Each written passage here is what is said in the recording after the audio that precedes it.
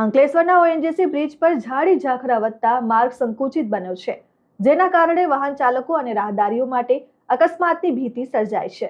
અંકલેશ્વરના હડસમા ONGC overbridge પર માર્ગ અને મકાન વિભાગની બેદરકારી સામે આવી રહી છે.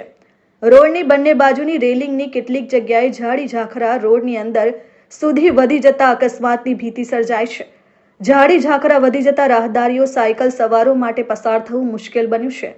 સ્થાનિકોના જણાવ્યા મુજબ પીડબ્લ્યુડી દ્વારા છેલ્લા ઘણા સમયથી બ્રિજ પર ઉગી નીકળેલા ઝાડી ઝાખરાનું કામકાજ કરવામાં આવ્યું નથી.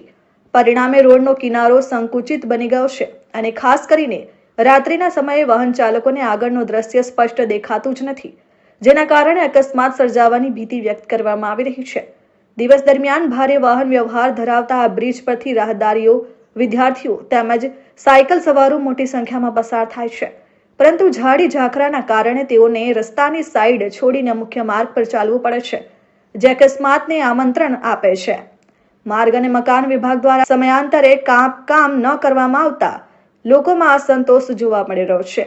નાગરિકોએ માંગ ઉઠાવી છે કે માર્ગ અને મકાન વિભાગ તાત્કાલિક બ્રિજ પર સફાઈ અભિયાન હાથ ધરી ઝાડી ઝાખરા દૂર કરે તેમજ માર્ગ સલામતીના જરૂરી પગલાં ભરે, જેથી કોઈ અનિચ્છનીય ઘટના બનતા પહેલા સમસ્યાનો કાયમી ઉકેલ આવી શકે. Dharmesh Patel, RN news, Ankleshwar.